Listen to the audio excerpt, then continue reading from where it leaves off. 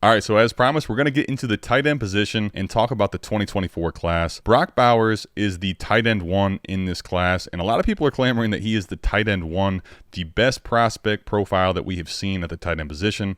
Now, unfortunately, he didn't run at the combine, so we can't really necessarily check the boxes if that's the case, but he's currently highly valued at the tight end position, and he is a very great prospect. Even if we didn't get the combine measurables, we can say very confidently that Brock Bowers is going to be somebody that we want in fantasy football and dynasty fantasy football. The community's already very bullish, but we're coming also off the back of Sam Laporta having an unbelievable season, one of the best rookie seasons we've seen from a tight end. And Dalton Kincaid's whole body of work wasn't necessarily the greatest, but the end of the year and the flashes that we saw from Dalton Kincaid, there's a lot of hype train around these young tight ends in dynasty right now. And with Brock Bowers coming in, Jatavian Sanders, Jaheim Bell, some of the other guys in this class, Theo Johnson. But before we really dive into the 2024 prospects and the class, I want to talk about the tight end position as a whole and kind of lay the foundation. But what do you value out of the tight end position when you're drafting in dynasty fantasy football? If that question currently hasn't dawned on you, you haven't really thought about it, I think this foundation is going to be something to really help you form a process and just think about, what am I looking for in a tight end? Whether you're drafting one high, mid, or low, you're waiting for forever in a startup or in a rookie draft. What do you want in the tight end? What are some of the things or the traits? Is there anything that we can find that's sticky that says this is something that has a chance to correlate to success for your dynasty fantasy football teams? And I know you love getting my opinions, maybe. And as much as I want to give you my opinion, don't worry, I will give you my opinion. I went back and really combed over some data. So I went through the last 8 years and took the top 12 tight ends, so the tight end 1s at the tight end position from 2016 all the way to 2023. And all that data compiled gives us 97 tight end finishers from 2016 to 2023. And because there's so many good tight ends, think of Travis Kelce, there are a lot of tight ends that have repeated inside the top 12. So of those 97, there's actually only 39 tight ends that make up all those 97 finishers. So we're going to go ahead and take a look at these tight ends, how they performed, what their metrics are. Let's take a look at that and see what we can put together, compile from this, and see if there's any takeaways, overarching themes, or things that we should be trying to chase or stay away from when we're going to be approaching the tight end position. Getting this foundation set, I think, is really big, because after that, then we can take a look at the 2024 class, who ran the combine, who didn't, who's going to run in the pro day, and really think about what we want in our tight end position and what we should be chasing and ultimately what we should not be. Let's get right into this data here. Now let's start with draft capital. And you basically look at all the different positions in fantasy football. There obviously can be later hits, and across any position, you can get a Puka Nacua type from last year. You can get a Tank Dell type from last year. But you look at the receiver position, a lot of the very highly valued assets do come in the earlier parts of the round, and in the first round in particular. You do have your Amon-Ra St. Browns. You do have your Tyreek Hills. You do have your Puka Nacuas. So overall, we're looking at 8 years of data, 2016 to 2023, last year. In those 8 years, there's 97 finishers. So of those 97, again, 39 are the same players. So when we take a look at just those 39 players and we start boxing them in based on draft capital, you're going to see in the first round, 10 of the players of these 39 are going to be first round draft picks. So that's 25%. Then the second round, you're looking at 23% or 9 players in that second round. Then you get to the third round. You're talking about 23% of those players. Day 3, so round 4 to 7, 8 of the players in this 39, 21%. So there's literally, across day 3, round 2, round 1, not only do you have a chance to hit all there, there's actually 3 players that were top 12 tight ends that were completely undrafted. Not that that isn't the case at other positions as well, but really what I'm saying here is, I guess if you're looking at this information, 8% undrafted, you'd probably rather them be drafted than not drafted. But none of this really checks boxes to say, as a prerequisite, you need this in order to become a top 12 tight end. You'd rather have first round technically than second and third and fourth. Ultimately, that's not really what's making a difference, is the draft capital. Look at Travis Kelce, George Kittle. There are so many guys that were not even close to first round picks that panned out. Sam Laporta was a second round pick. Those are all guys in the mix at tight end 1 at one point or the other and have tremendous upside at the tight end position. So draft capital for me really doesn't matter that much. Obviously, you'd rather have higher than not. But if I like the profile or if I don't, draft capital is not going to be the biggest thing. Now, if it's really late day 3 draft capital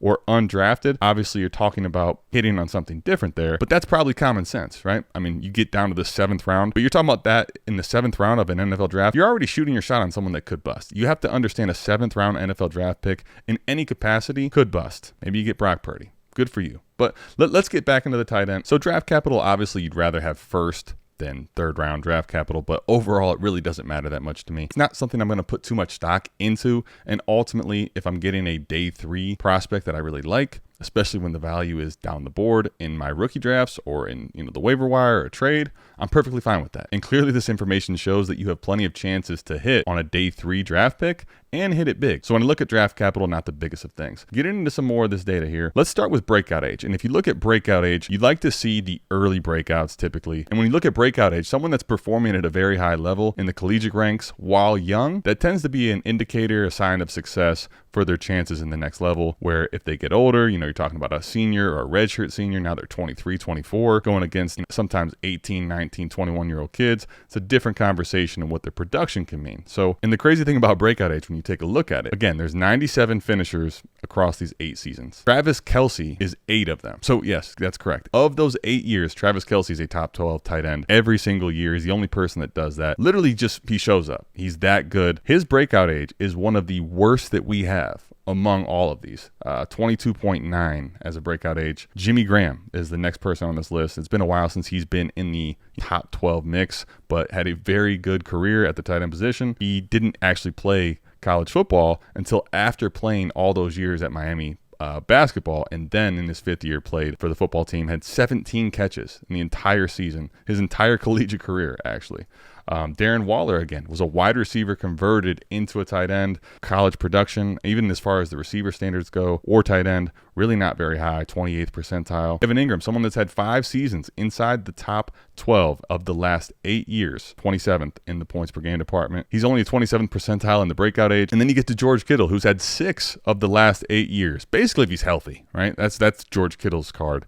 If he's healthy, he's going to be a top 12 tight end. 6 of the last 8 years. And again, his college production as far as the breakout age, when it happened, didn't matter. And yes, you'll go down the line here and you'll see that the breakout age can be pretty drastic. Overall, that doesn't really tell me that you can be a good or an elite asset at fantasy. There's elite assets that didn't break out until very late at the tight end position. And there's plenty of guys that broke out really early. Noah Fant, who's kind of really fallen completely out of favor with the Dynasty community. You're also looking at Kyle Pitts, who, listen, I'm rocking the jersey. I think hopefully there's a big resurgence in value for him with a new coaching staff. He's more healthy, but had a great rookie season, but hasn't done anything since. So just because you've had a 18 or 19-year-old breakout age at the tight end position, that doesn't probably mean all that much to me as far as the total body of work. Do I mind seeing an early breakout age? No, of course not. I'd rather you do it early, but that's not going to be something that is a red flag, or if you don't have a early breakout age or a breakout age honestly at all at a certain threshold,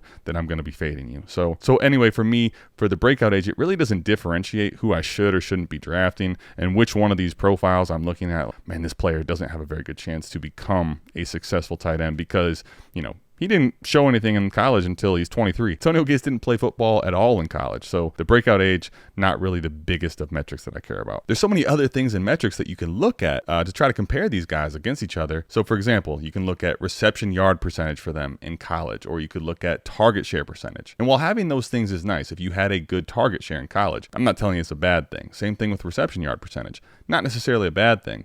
And so while I'd like to have my tight end have a good reception yard percentage or a good target share, it's not a requirement. It's not like I have to have this floor and I can say for sure with this floor, you're going to get me more success. And if you don't hit these thresholds, that I don't want to take a shot on you as a tight end versus the other ones. Tight ends, with Brock Bowers opting out and not running, and then Jatavian Sanders not really lighting the world on fire at a 4.69 relative to 4.21, 4.33, like it's nothing, multiple people, you didn't really get as much buzz about what happened in the combine for the tight end position. However, when I look at the tight end position, there's something called RAS score. And what that means is relative athletic score. What they're basically doing, benchmarking, they're going through and tallying all the different measurables you have in the combine to get one score to really grade the athleticism that you have as a tight end. And the reason this is so important, at this position, when you look at RAS score, when you see the combination of their size, their speed, their agility, all this, and you put it all into one formula, when you look at RAS score, when you look at tight end's relative athletic score, each player has after the combine, after their pro day, whatever they're performing at, when you put that number to a specific player, that number doesn't guarantee anything. Just because you have an unbelievable athletic profile doesn't mean you're going to do anything at the NFL level at tight end. So I would caution you not to just think that any single person that has a great RAS score is going to turn into the next Antonio Gates or Travis Kelce. That's not necessarily how this works. However, if you take a look at RAS score and you're using what the RAS score totals are and what we can see clearly in evidence, and this goes back past 8 years, but I'm giving you these 8 years for the best results and people that are a little more top of mind. There's people even in this 8 list, Jason Witten, guys that feel like they played for forever ago. But if you use these RAS scores as gatekeepers, right? If you essentially say these are the thresholds on RAS, basically I want my tight end to be athletic, and if he's not athletic, I don't think he's going to have the ability and the traits to differentiate himself from the field. And ultimately, if this position is so scarce and I'm looking to shoot my shot for the moon, why am I going for guys that are not athletic? Now, let's get into some of the data on this. So take a look here. This is Evan Ingram's we'll pull up first, okay? You got his hand size there at 10. You got his arm length at 33.5 inches. So you got his height, 6'3.3", and then you got his weight at 234 pounds. Now you look here in that red mark, that's on the composite size grade. So they're going to take height, weight, and bench press. That is going to basically tell you how sturdy they are, how big they are. You're literally comparing if it's a mountain of a man or if it's someone that's not that strong, not that big. It's physical stature. And you'll see for a lot of them, this could be an area of concern. But with Evan Ingram, you're looking at his size grade being poor. However, look at the rest of it. You're looking at the composite explosion grade, his vertical 36-inch vertical, his broad jump 9.64, 40-yard dash at 4.42, running that as a tight end. For context, Troy Franklin ran a 4.41 and is playing on the outside. This is running a 4.42 at 6'3", 234 pounds. The 20-yard split as well as the shuttle and the 3-cone. So he's very agile. He's very fast in his long speed, given his size. And he also has this explosion, right? He can go up and get the ball with high vertical. So basically, in totality, when you look at the athlete as a whole, Evan Ingram checks almost all the boxes. His composite size is the only thing that keeps him from being even higher. Now, relative athletic score you're going to see in the middle there, that RAS score, it's based out of 10, and it's factoring in all of these components into the grade of what they make your RAS score. And even though his size isn't checking all the boxes, he did enough at the bench press to get into that yellow range, and the rest of his profile is elite. So that puts him at 9.11 out of 10. Very good. All right, so when we take a look at these 39 players, which make up the top 12 seasons for the last 8 years. When we put the RAS score for each one of them, you got to take out 3 people. So Antonio Gates, Tyler Higbee, and Pat Freiermuth. Pat Freiermuth was hurt, Tyler Higbee as well, and Antonio Gates was literally a basketball star at Kent State, had them in the Elite 8. Golden Flashes, Kent Reed, Kent Wright, Kent State. If you know, you know. But Antonio Gates did not have athletic testing. So these guys, just based on RAS, we don't have information. So we dropped them off. They're NAs. So now you're down to 36. Now, of the 36 people that we have RAS score on, there is one person on this list, Jordan Reed. His RAS was a 3.76. So that 3.76 is the only one that's glaringly different than the rest. So Jordan Reed is going to end up being an outlier. We'll go through some of these and show you that. But the next group here, so you're going to see that it's Hunter Henry, Zach Ertz, Jake Ferguson. These guys are over the 6'3" range, right? So that's where Hunter Henry is 6.32, Zach Ertz at 6.38, and Jake Ferguson at 6.78. That's like the next little tier. Then you have over 7. And now when you're over 7, I think it's another tier up as far as your relative athletic score.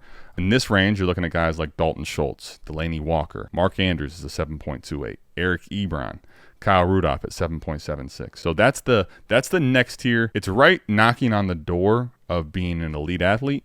There's probably 1 or 2 things in their testing overall that's kind of holding them away from being there. They're very close. These guys could absolutely be people you want on your rosters at the tight end spot, and they could be difference makers. We'll see here, there's a little clarity in the tier break from the 7 to the 8. Now, when you get to 8, okay, the majority of these players are going to be in this range, 8 or north. So let's just go ahead. I'm just going to go ahead instead of naming all those. There's too many. I'm going to kind of give you context. At this point, when you're over 8 as a RAS score, so 8 or above, that's going to be 64 of these people. That's 68% of them are an 8 or higher. We're using that threshold of 7 like I was talking about, the tier just below 8. That's 90 of the 94 names that we had left. 90 of the 94. If you tell me right now, all you have to do, if you just use that for a second, just think about this. If you just stayed away, don't draft, play, don't try to wish cast and hope that these guys that don't have a RAS score of at least 7, 699 and below, you just didn't touch. You're telling me right now, over the last 8 years, that filters out all but 4 people. So that's outlier stuff. I'm not saying it's impossible that they could be someone that matters or make the top 12, but it's not that that realistic and it's small percentage. So chasing those guys is really silly, considering when you take a look, there is so much upside with the guys that are just more athletic. And the other thing too, even after the 8, if you get to the 9 range, if you talk about just the 9 range as a whole, any relative athletic score that's a 9 or higher, that makes up, again, over 60% of this. So the reality is this: when we start going through and combing through these numbers, having the RAS score and just using this as benchmarks to filter out who has probably almost no chance versus anybody could be a chance when they become more athletic. Now, there's definitely 10s and 9s. This doesn't guarantee that you're going to have production. But again, this is a safeguard. But if you just keep away from the lower RAS scores, the athletic profiles that are missing things here and there, you're going to save yourself a bunch of heartache because there is so few of these guys that actually pan out. Now, so let's go ahead and start with the 3 people that are in the 6 range, right? So you got Jake Ferguson, and you saw Jake Ferguson end up taking that tight end role, which Dak Prescott loves peppering the tight end position. He also ends up leading the NFL in touchdown passes, and he did well with it, right? But Jake Ferguson, he got 10.4 points per game in a unbelievable situation. Basically, if you put most people that are in this range in a 6, in that situation with Dak, maybe they don't get quite this, but it's a very good, friendly situation for a tight end. The point is, a guy like Jake Ferguson can be good in the right situation. He isn't necessarily even someone that's going to pop off the page with points per game. It looks like he's going to be a big target for Dak. We'll see if he can end up propelling himself past this 10.4 range. But when you take a look across all these different 8 seasons, that 10.4 is a very replaceable number at the tight end position. Next one here is Hunter Henry. Hunter Henry at the same time. Hunter Henry had a good profile coming out. People really liked him, but in this 6.32 range, he was a guy that was able to stay consistent. He was always in that top 20-ish mix. But as far as him cracking that top 12, he only did it 3 times, and every single time he did it, he was in the back part of that top 12 consideration. So basically, whether the situation was good or not, that depended on the season. But even then, he was only able to get to a certain threshold as far as really becoming a difference maker at the tight end position because of the athletic measurables. There's one person here, Zach Ertz, that's kind of the enigma here, or the outlier. Zach Ertz had 6 occurrences in this. There were certain offenses in Philadelphia that were very high-powered, humming, and there were some that weren't the best offensive situation, but that chemistry Zach Ertz had in Philadelphia, and then also showing it in Arizona for a little bit. Zach Ertz is going to be one of these guys in the 6.38 range, which kind of ends up bucking the trend. You're seeing here in this range, without the good situation, the floor is not necessarily there. And even if you put them in a great situation, that's not indicative of them really taking the next step to making your top 3, top 5 tight end of the season and a difference-making league winner. So then you get to the next tier, right? And that's that 7 range. So you've got Dalton Schultz, you've got Mark Andrews, Eric Ebron, Kyle Rudolph, and you have Delanie Walker. So Delanie Walker is the one for sure that's the enigma as far as this guy was very small, 6'1". He had a lot of the size concerns, but he played bigger than he was. And ultimately, because that size was not actually as big of an issue as it said in the measurables, he was one of the extremely rare cases where all that high athletic profile that he has was able to smash in any situation. He was actually tight end 3 with a bottom 10 passing offense. So that's crazy in this range. But Dalton Schultz, again, he had a good situation with Dak. He ends up leaving to go to Houston. Not sure the situation with CJ Stroud, a great one. Not saying Dalton Schultz a bad tight end, by the way. Not saying you don't want to have him, but just understand the guys in this range at RAS, they're unlikely to be someone that's going to end up jumping the page or giving you a huge points per game difference making ability. But then obviously you got Mark Andrews in this tier. So it's a little all over the map. This is where I start to care about you. But when you get into this 8 range and north in particular, I want to kind of illustrate why these guys are in a totally separate class of their own than really anybody else. The reason is you take a look at the 10. When you take a look at these guys that are ahead of the 8 range, but let's start at the 8s. At this point, the athletic profile is very different relative to the NFL. So they're going to be an athlete no matter who's on the field. Now, ultimately, are they nuanced enough? Are their skills going to translate? Is there nuance there? And ultimately, it comes down to 2. Are they going to get an opportunity to get on the field? And where there's a massive separation from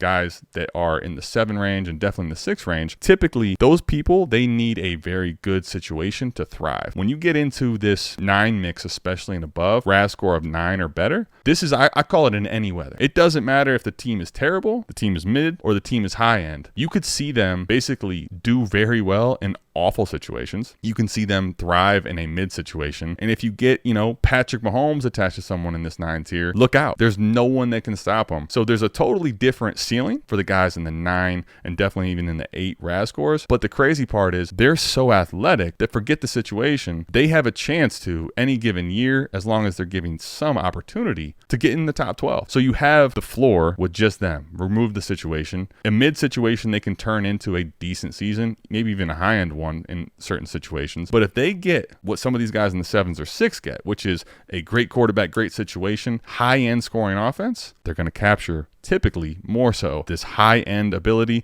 plus being super consistent. So that's really the big difference. And I want to give you some examples real quick. Noah Fant is one. People totally forget of him, and I get it. He has basically fallen off the face of the earth for the last 2 years in Seattle. He's playing on like less than 50% of snaps over there. But the 2 years prior in Denver, if you remember, they had Drew Lock, who was actually really rough. People were high on him. People started to really buzz around Drew Lock. There was a little bit of hype building, but ultimately really fell on his face. Well less than 4,000 passing yards, a not very good offense, honestly in the bottom 10 of the league in a lot of categories. Noah Fant ended up being a top 12 tight end in that situation. And then the next year with Teddy Bridgewater, started off decent, but overall it was dink and dunk Teddy, not a very high-powered offense. Noah Fant's 26 years old. Kyle Pitts is another one, rocking the jersey, but 1,000 yards. That wasn't an awful situation, but it wasn't a good one. He had 1 touchdown throughout that entire season, over 1,000 yards in his rookie year. And then, we saw what happened the last 2 years. And they finally moved on from everyone that hopefully is holding this offense in Kyle Pitts back. But his athletic profile, we're waiting for the opportunity where Kyle Pitts can take off and become the unicorn we once saw back in the day. There's other players in this mix. Greg Olsen's one I want to highlight as well. Greg Olsen, coming out of Miami, very, very good athlete. Over 9 RAS score. Cam Newton also right now, interestingly, doing podcasting and kind of feels like he likes to stir the pot at times. But when you think about Cam Newton's career, it was a lot of a rushing attack. And he could throw. If you look at his MVP season, they had 38 touchdowns. But for the large majority of that time he was there with Greg Olsen, this was a middle of the pack or lower pack as far as plays, scoring touchdowns, passing volume for sure. And Greg Olsen is in this high-end tight end mix, even in that situation, because he's that good. And Cam in certain spots was able to find Greg Olsen, and Greg Olsen just continued to eat, despite the fact that it wasn't the most high-powered offense or the most pass attack heavy in the NFL. So those are some examples that I think highlight what I'm talking about and the differences in tiers and RAS. But overall, if you just stay ahead of 7 or better RAS, you have so much more opportunity to get a guy that means something in tight end position and for your fantasy team. And if you're shooting your shot, for Jordan Reed types, it could happen, right? Jordan Reed ended up having 2 tight end 1 seasons, but you're betting on the outlier. And more often than not, that's going to end up not panning out and also not really having a chance to hit. At least with some of these guys, if you miss on a high RAS score, if the profile isn't good, they don't get an opportunity, whatever the case may be, with an opportunity. And if it was a good opportunity, those are the guys you want to chase because of the upside they possess. Now, if you want me to come back and go a little deeper on certain metrics that I think are important to check the boxes for, that kind of check in line with RAS or the profile of a tight end, let me know in the comments. I can do that in another video. And so what I want to do is touch on some of the tight ends in this 2024 class, given what we saw with the combine, what the RAS scores we have available now, and then we'll have a much better understanding of how we really want to try to implement or use this in our 2024 rookie drafts. And then we'll obviously have a better chance to understand what we want to do with this information, how we want to deploy it and utilize it with the class in totality, with the draft and rookie drafts and startups, and obviously moving forward too. So first I want to touch on Theo Johnson. For most people, not a household name. You didn't know much about him, but Theo Johnson went out and absolutely tore the combine up. And you may be asking a lot more questions about him now. If you haven't, take a look at his RAS score here. So he's got a full 10 on the RAS score, 9.99 technically, but hand size 10.25, arm length 33, the height at 6'6", obviously different than a lot of the profiles I showed you earlier. He's a tall guy at 259 pounds. So he actually checks the size score as well as the explosion, almost a 40-inch vertical. And then he hits that 4.58 40. He didn't do anything with the agility, but it didn't matter. He didn't need to. He destroyed everything in the drills. So you have a freak athlete here in Theo Johnson. Now, the profile and where he ends up going in the draft, we'll see what that is. Right now, with this type of athleticism and the buzz he got, there's a lot of talk that he could be a possible day 2 pick. So looking in the round 3 range. If not, he'll probably go in the early part of round 4, just based on someone taking a shot on a guy this athletic. So Theo Johnson, definitely a winner at the combine, someone that I'm paying attention to. I am not going to move him ahead of guys that I want to talk to you briefly about as well. And the next one I want to talk about is Jaheim Bell. Now, Jaheim Bell scared me a little at the Senior Bowl. It was reported he was at 6'1", and I was wondering if this size is just going to be something he can't overcome. Again, Delanie Walker is one of the only ones that's ever done it, in recent memory anyway. He checks in at 6'2", 241. Definitely still doesn't have the best size grade, obviously, right? It says very poor there. But he hits the 8.5 mark despite all that. Because he's running a 4.61, all of his long speed checks out. And then the explosion grade, a 35 vertical as well, 10 hand size, arm length 33. Jaheim Bell's profile, what I saw out of him in moments in college, I think he has a lot of the athletic traits to be someone special. This RAS score here definitely gets him in the mix where I'm interested, currently at cost, where I don't think he's going inside the top 3 rounds. Nick Andrew and I did a mock draft, and he didn't go in the first 3 rounds. I mean, he could end up being there if the draft capital checks out. Again, a guy that has a chance to be a day 2 draft pick. This is a guy for me in the 24 class, the way everything's tracking. Definitely keep my pulse on Jaheim Bell. Now, the size is a concern still, right? Will he earn that full-time role? But when you have this type of athleticism, I'm totally willing to bet on you in this 8.5 range. Cade Stover out of Ohio State, I was very intrigued, I should say. Wanted him to do well. Wasn't really sure how he would perform in the combine. Pleasantly surprised. All that speed was what we needed to see out of him. The agility wasn't the best, but he did hit that 34.5 vertical, and he checks all the boxes, given the fact that he's going to be going off the board probably as tight end 4, 5, 6 in this class, depending on what happens. So Cade Stover is definitely someone that I'm going to be monitoring. I really like Jatavian Sanders out of Texas. I think he's really explosive, a great athlete. I was hoping to see a little better in the 40, 4.69. I definitely didn't think he would run slower than Cade Stover did, but he checked all the boxes that I needed out of him. 806 wasn't the score I thought he might be able to attain, but in this range at 806, I have no problems with Sanders. And with all the hype that all the other positions are garnering, Jatavian Sanders might be slept on. Like, I'm seeing him go really late in the 2nd round, sometimes even the 3rd round in mocks. Obviously, where he lands, his draft capital will determine a lot of that, as well as the other positions. But I think Sanders probably locks himself into day 2 draft capital after what he performed at the combine. And obviously, we got Brock Bowers to get to at some point. We'll see what Brock Bowers does at his combine. I think he's going to smash. I think he's got everything that we're looking for at the tight end position. It's all really a matter of what it is going to cost in your dynasty leagues. But that's it. That's all I got for today. I wanted to talk with you about what we should be looking for in the tight end position. Let me know down in the comments if you want me to go a little further into this down the road. But for now, use RAS as a filter. If someone doesn't check the boxes in RAS, let someone else have it. Let that be their problem. You go ahead and chase athletic freaks. And when one of those high RAS guys pops off, you're going to be much better off with that profile and that player on your team. And I'll see you back here next week on Friday talking dynasty strategy and trades. I'm out of this thing. Peace.